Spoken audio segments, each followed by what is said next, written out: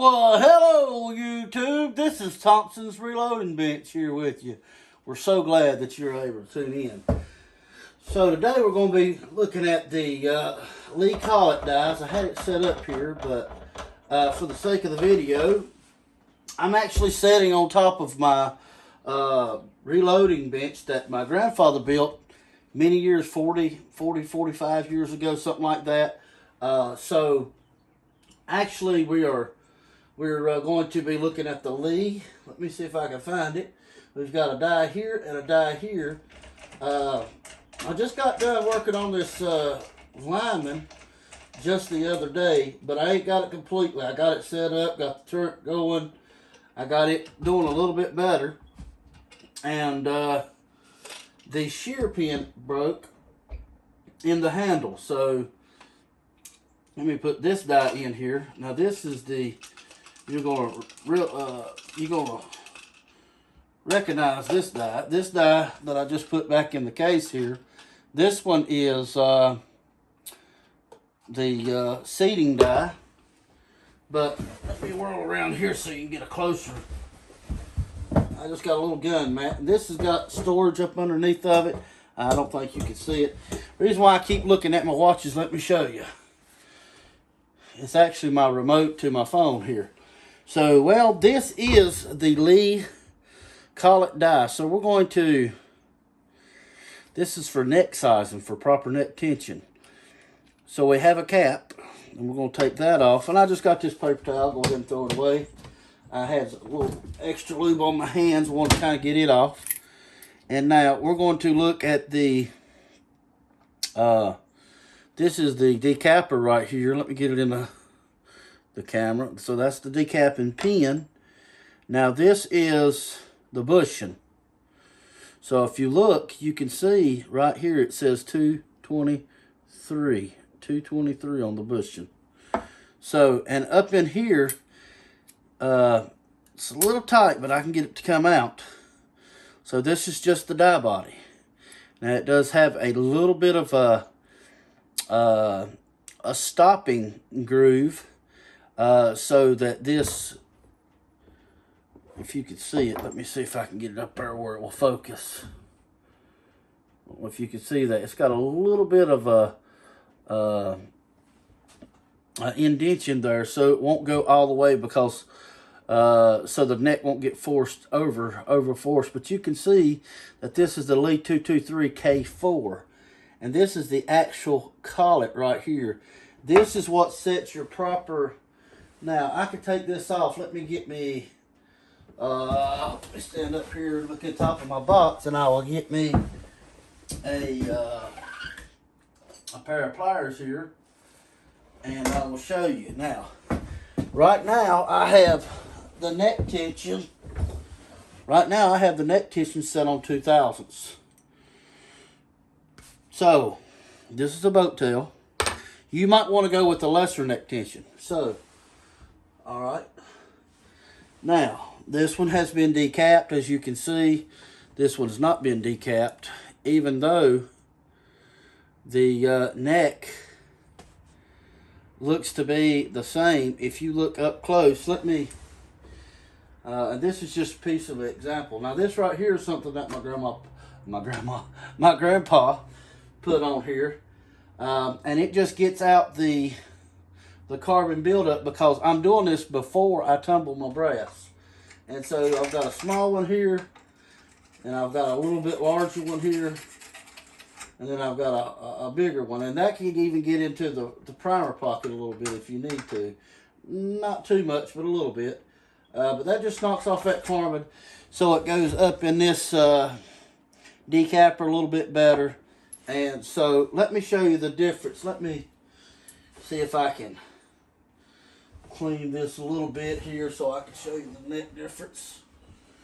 Take a little acetone here, spray acetone on it a little bit.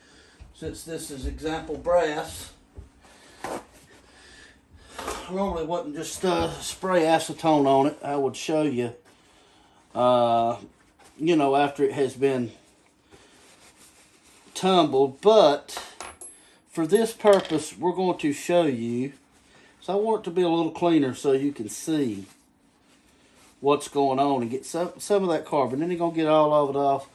And so to do a little bit of cheating here, I'm going to run the neck on the outside of this steel brush right here. And he put a type of flux on this, which is a abrasive compound, or I said flux, I meant abrasive compound. And you're going to see not all of it's gone. But if you can see the two,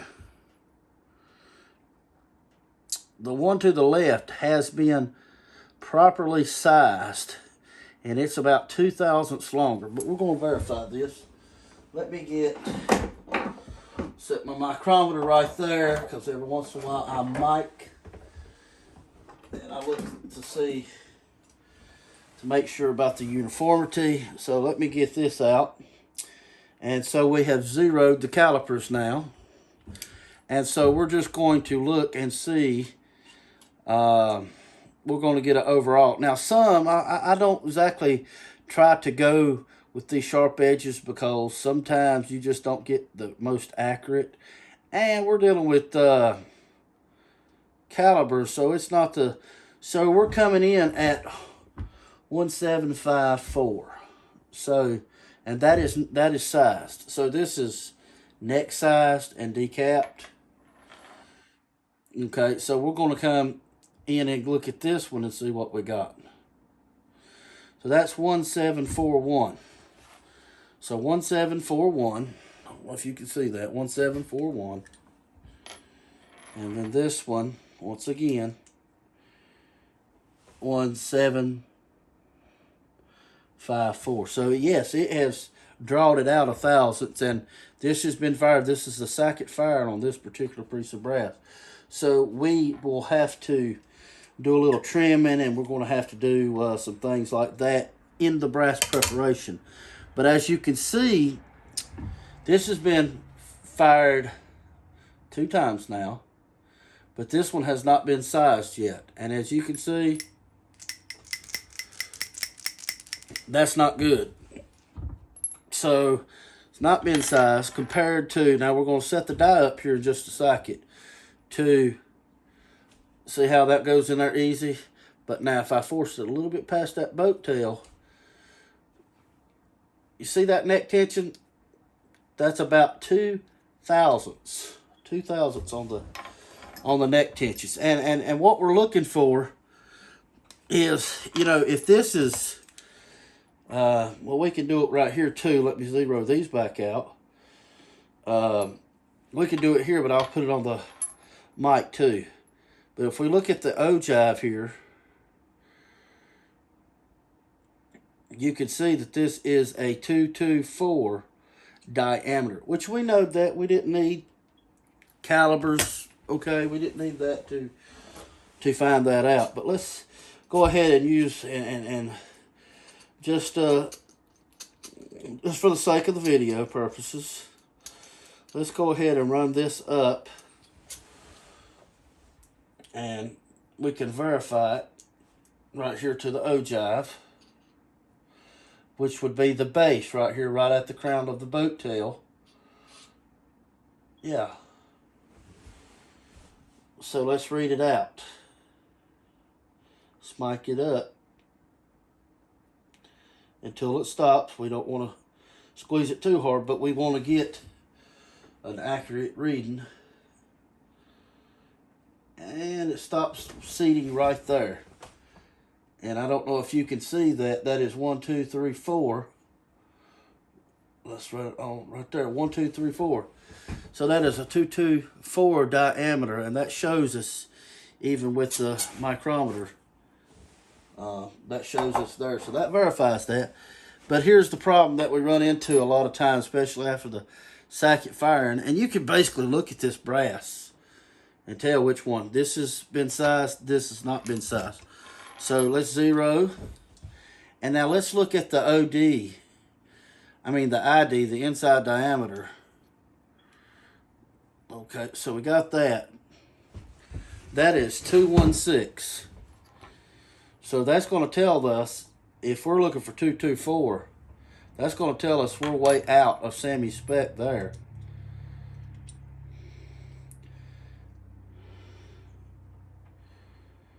So there, 223.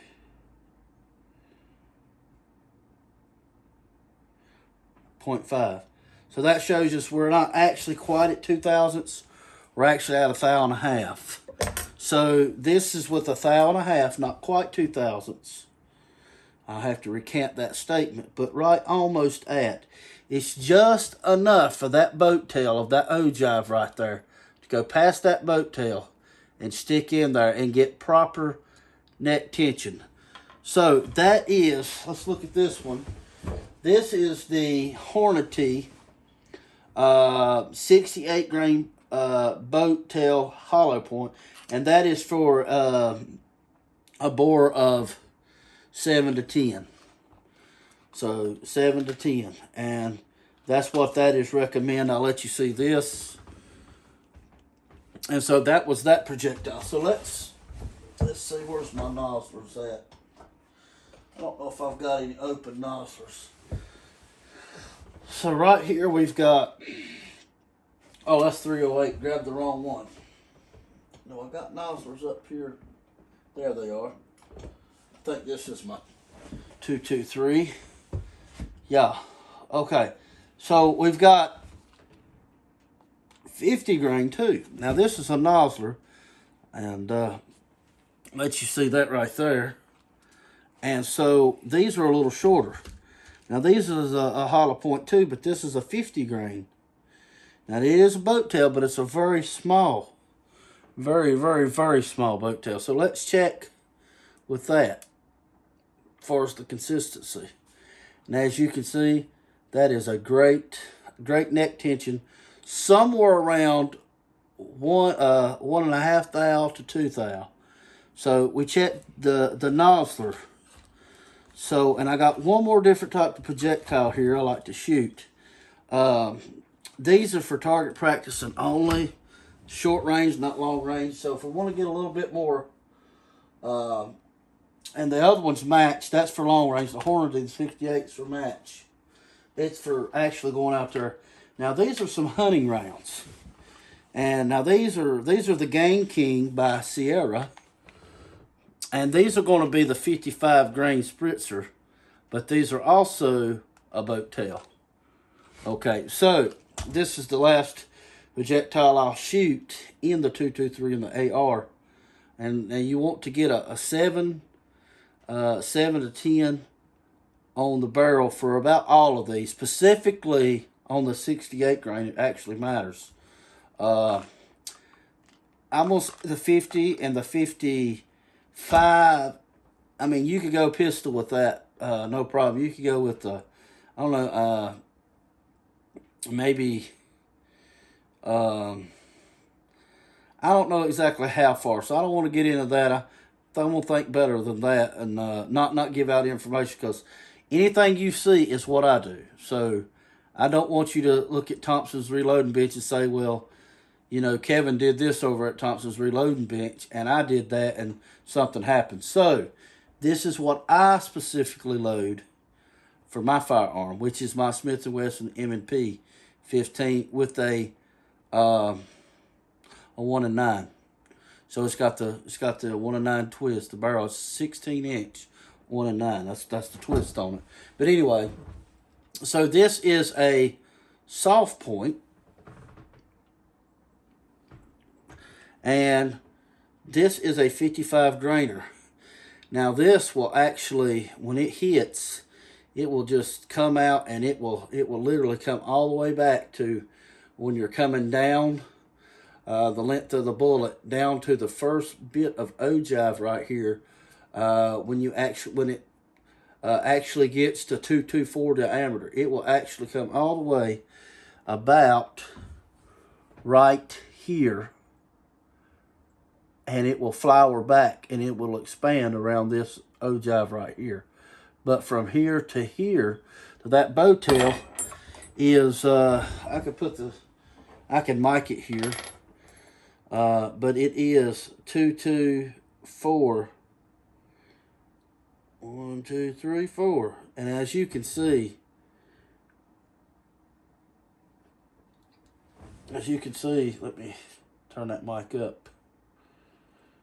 all the way till you get to right there, till you get to the bow tail. Okay, come on now. Okay, you see how we got right there? It is the same diameter. So that's on 224. It's the same diameter from there to the boat tail. But anyway, I know this is a lot of probably nonsense to some of you, especially the ones experienced. You probably think, well, I'll do it a little different. That's fine. But as you can see, no matter the projectile, that 1 in 5 thou or 2,000. 2,000 may be a little bit tight. 1 1/2 thou may be too tight for you, for your specific application. But for my neck tension, that's exactly, because I don't run most time run a crimp. This die right here, this Lee cedar die, as you can see right here, the Lee 223C5. I'm gonna take it apart. It is just a cedar. It does not have no crimp whatsoever. Oh. You can see all the way through that. There is no crimp whatsoever. All it has is the cedar on it. So that just comes down when you push it up. It just pushes down on it. That's it. It puts no factory crimp whatsoever. So that just goes like that. And so we're going to put this die back together. Now this is your standard Lee. This is your basic Lee. I've got some pace setters. Okay, so I better run that back up. So I'll have to set that up for the, had it set up on the lineman until I put a very thin shear pin in the bottom, and I got under pressure when I was doing some swaging and some case resizing. It just pow. I've got the RCB swager set for the 223 in here. Here's part of it. Here's the little ring that goes like that, and there's for the big, and then you got maybe like 45. This is the small one for the 223. It just goes in. And this is LC, so this is Lake City. And fortunately, this brass has already been pre-swaged, as you can see. And really all that does, it doesn't hurt to re-swage it just to uniform the pocket. And in that case, what I would do, which I've already got it set up, is this will go like this. This shell holder will go like this. Let me just show you right quick. So this little shell holder will go like that.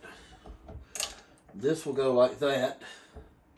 And then basically once you get the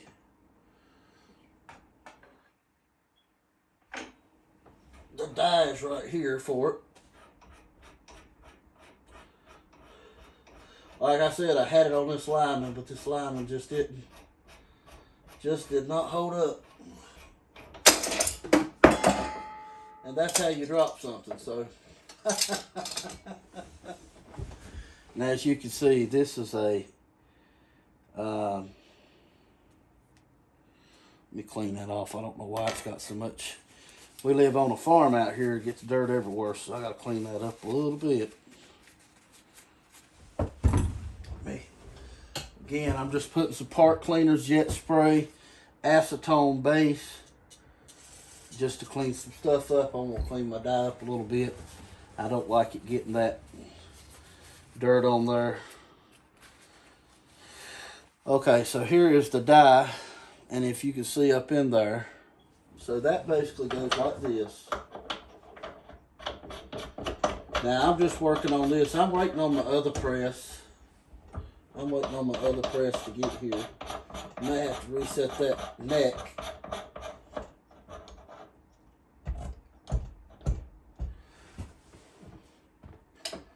So pull this down. That's just a primer. So basically we want it to where it goes like that right there. And you don't want to go overboard. You go overboard, and I tell you, it can really really mess it up there. So we just got that one set. So basically, you just take I'll take his bullet out. Well, yeah, I'll just take this out right here. And so you take this and the uniform pocket. So you can see this is military brass. You just simply put that right there, and you go up through. Wait a minute. I believe I got the big one on there. I believe I got the wrong mandrel on here. Let me check that, because I think I do. I don't want to have the wrong mandrel on here. Oh, I do. Yeah. How did that happen?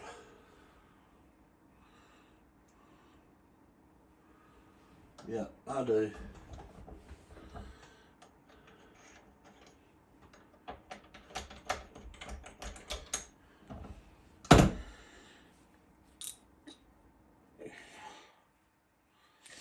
So I'll get it set up here in a second.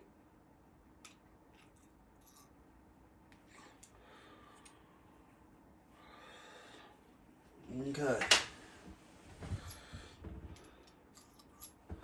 So this is a process you would want to do before you, I didn't have the wrong one. I seen what was wrong. I didn't have it tightened down properly. There's a lot of different little variables that can go on with these dies, but you want to be careful. Okay, so you would do that, and you've got to get it just right, like that. And you just want to swing that out. Now, if you go too much, I don't know if you can see that cleaned that pocket out very, very, very nice. It's still a little dirt in there, but it really cleaned that out nice. And if you look, that primer is, I am going to get a spent piece of primer because I don't want to, I need a small one, not a large one. Hold on just a second and I will show you how that does, how easy that is. And let me put this back.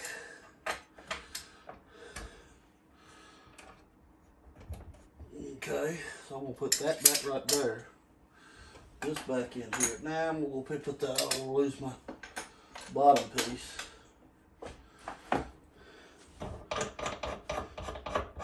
Now this is the RCBS. Let me get the box for it and I'll show you. Okay, let me go get the box. And I found this at a very unlikely place. I found this at Walmart, of all places. So this is an RCBS, and it's just the primer pocket swager kit, and they come with instructions here. Of course, we've got a little load data. You don't need that for nothing, but but this just simply goes right here, and then your other tools goes. I'll just gonna leave it in there, but that's where that die goes, and then this goes in here. The shell holder goes in here, and so that's the box for that. So the reason why I like this little bench that my grandfather built, my papa built, is because you've got places to put stuff. So I can put that right in here, set right on it. And I've got some shell holders right here. And it's just a nice place. You can, and right there is a primer. I was looking for a primer. That's just an anvil. So I'm gonna put this collet back, and I'm gonna show you after I knock this primer out. So we're gonna take the die body, and we're going to put, this is just the body, of course. You're gonna make sure that the collet is like this, and you're gonna slide it down in there. As you slide it down in there, you wanna push, and that will come down, and that's got to be able to actuate, if you can see that. Now, I put just a little lube on it. I mean, just the barest amount. I put just a little bit of Gunmaster lube on it. Just a smidget. I mean, just a smidget. You can use other stuff, but you don't want to use something real sticky like sizing lube. You don't want to do that because you're not full length resizing, and this has not really got an expander ball on it. Really, it's just a mouth uniformer. So on this particular die, now there is dies that does have it, so that would not apply. And so then you have this right here, which is the bushing, and you want to put that de-primer plunger just like that, and you want to put it right down through there. And it should look like that. And then you want to screw the cap right on. I mean, yours will come together, of course. But if you ever take it apart and you want to screw this down firmly to make sure you're seated. So that goes flush. And so that is the de-primer. Now, it does not full length size it. See, as you can see. Don't do that. It does not do anything but get the neck. That's all it does. So, let me show you how to set this up. Now, we're going to go by Lee's instructions. So, we're going to take the die, the collet die. Already got this one set up, by the way. But we are going to screw it in the press. We're going to run the ram all the way up. And we're going to touch the shell holder. After we touch that shell holder, we're going to lift up a little bit, and it says to give 3/4 a turn. I went to a little too much.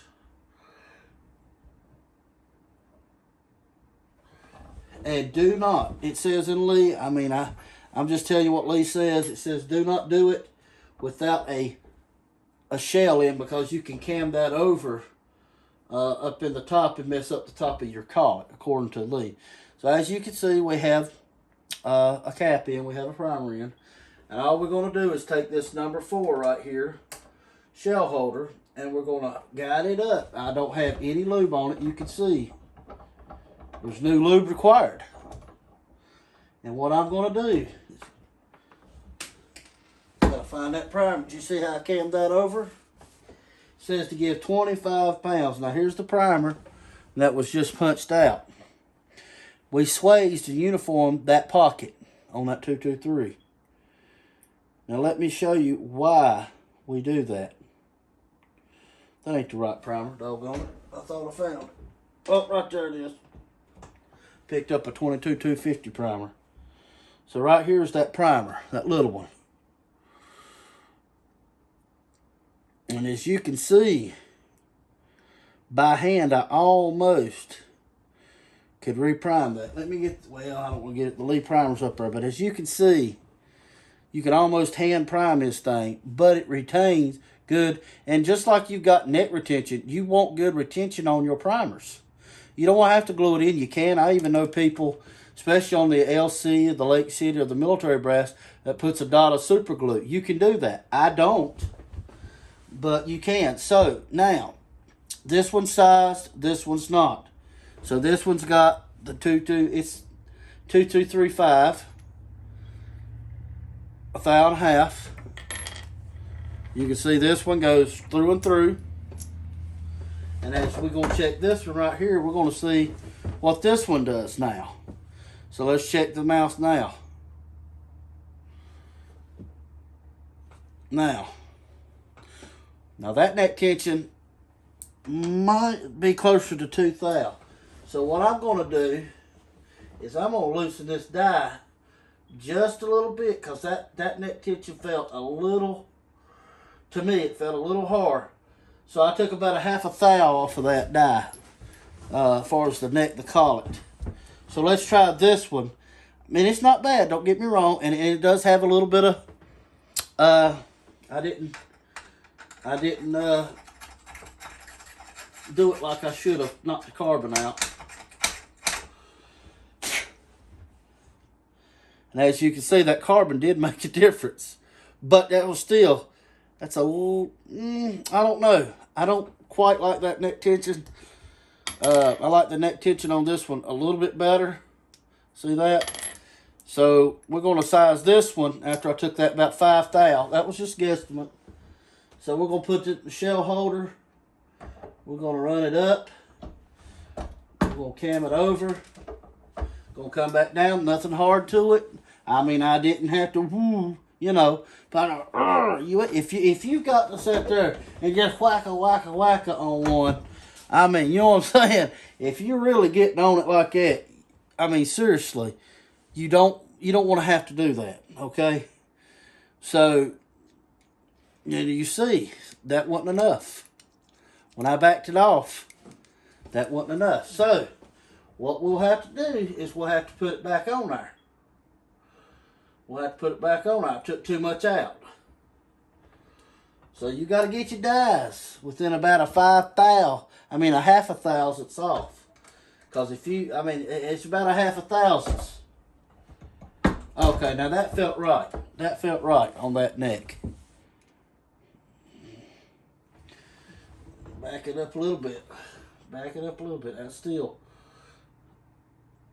was still a little too hard. But now these will work. Now don't get me wrong. These will work. These are sized. These are ready to be tumbled. I come across a bad shell. So I'm going to do them like this so I know that they have been properly sized. Because these needs to be sized as well. But I come across one around yesterday, which is the regular FMJ, the Hornady FMJ.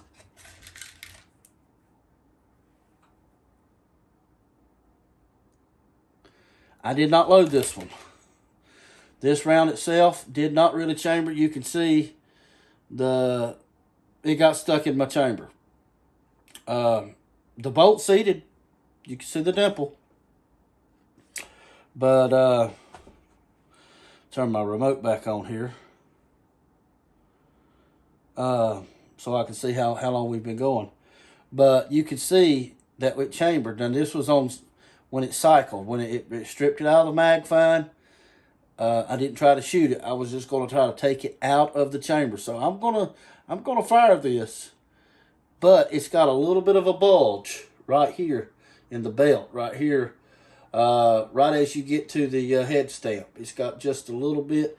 I actually mic'd it. And it's about, I'm going to say a 1/4 thousandths to a 1/2 thousandths off. And, you know, some might say, well, that ain't going to make no difference. But as you can see, it's tight right there. It's tight. Now you see how it's loose? Look here. And I know there's supposed to be a little bit of a taper. Did you see that right there? That's the difference between getting stuck and firing. See that? It's got a little bit of a bolt on that belt right there coming to the head stamp.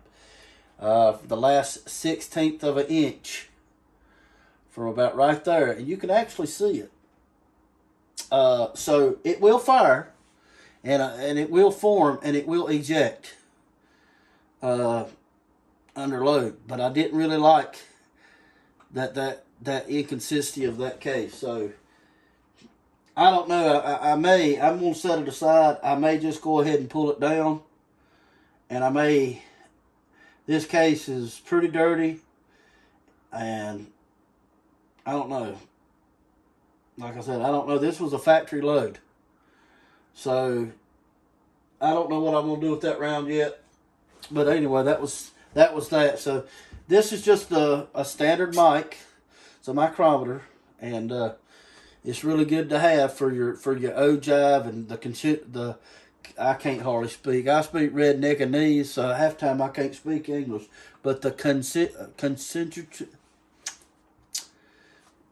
you know what I'm talking about. I can't even get it out today. I'm gonna have to drink me a little bit of go-go juice here. Have to have a little bit of my Monster. I know it.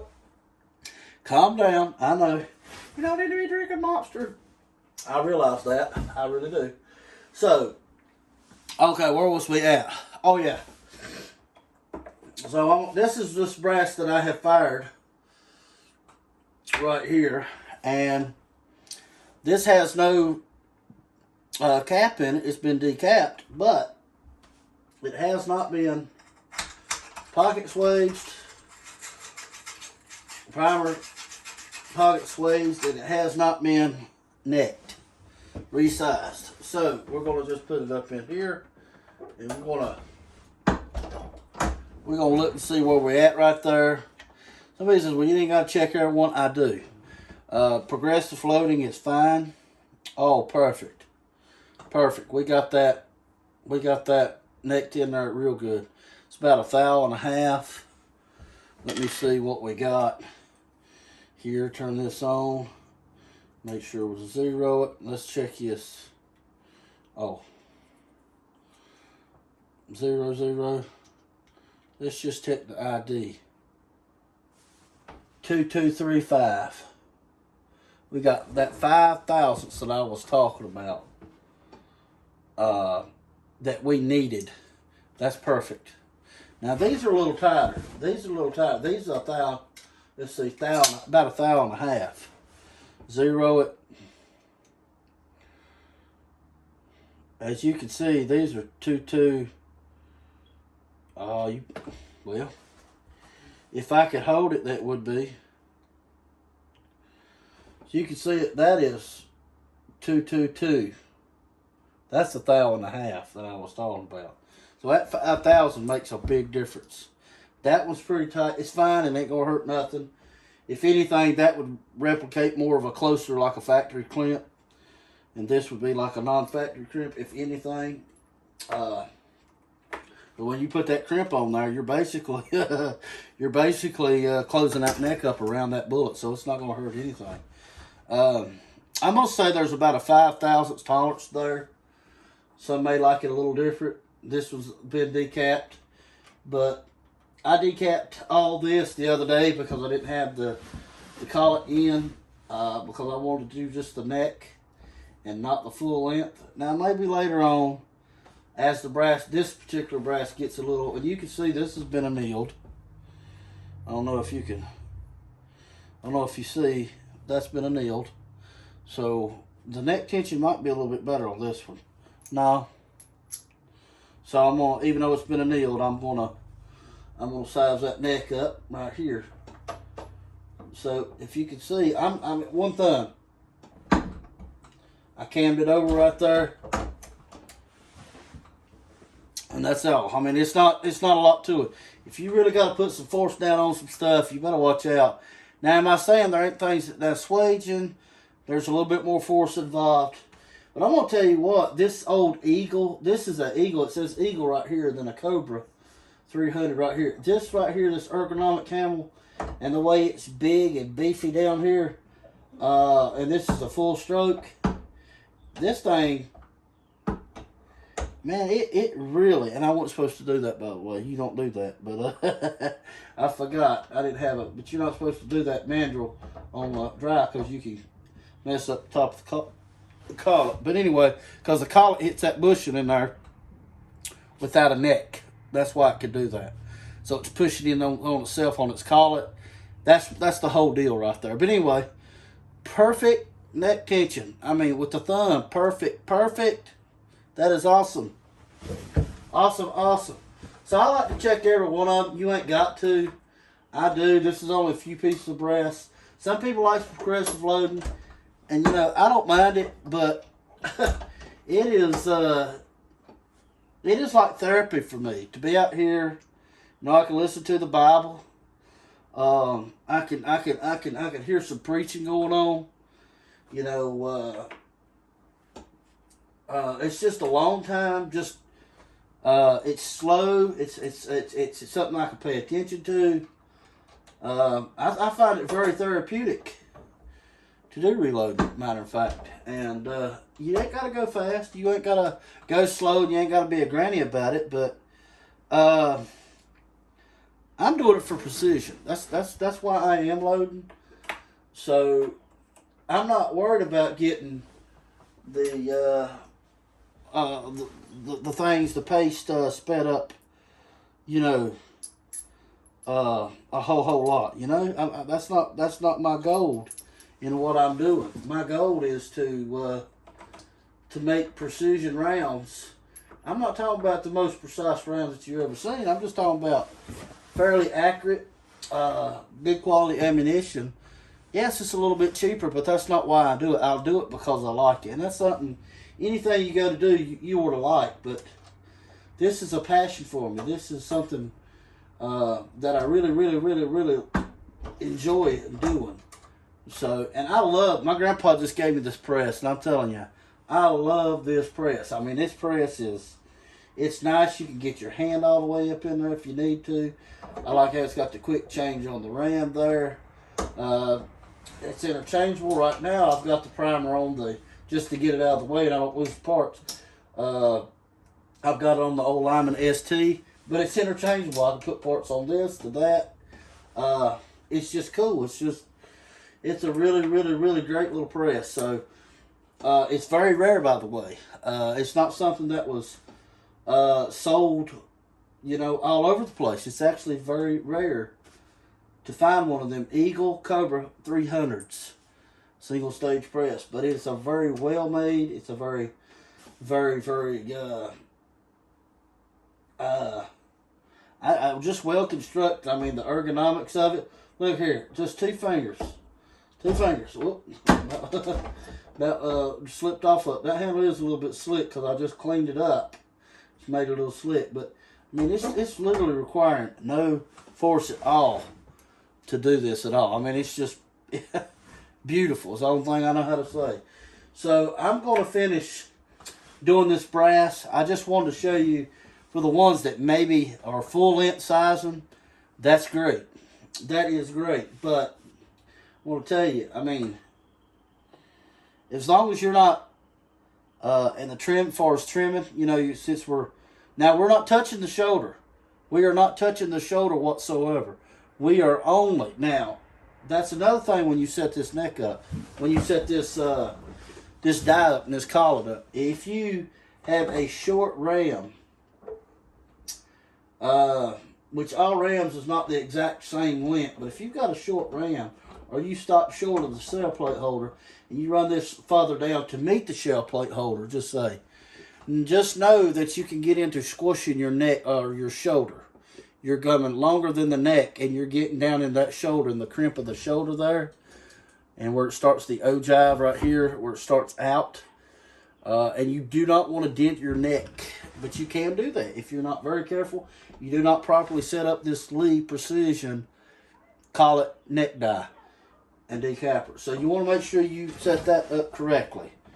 And so I thank you for joining in. We're going to have some more videos. I've got some more equipment on the way. I'm out here in the new shop trying to get it done. It's a little messy. I don't have my reloading bench. So it's basically from this wall all the way over. I'm going to put a reloading bench.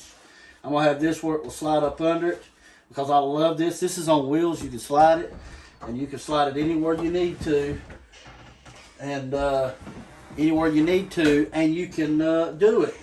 And so anyhow, I appreciate you watching, and we will talk to you a little bit later. Bye bye.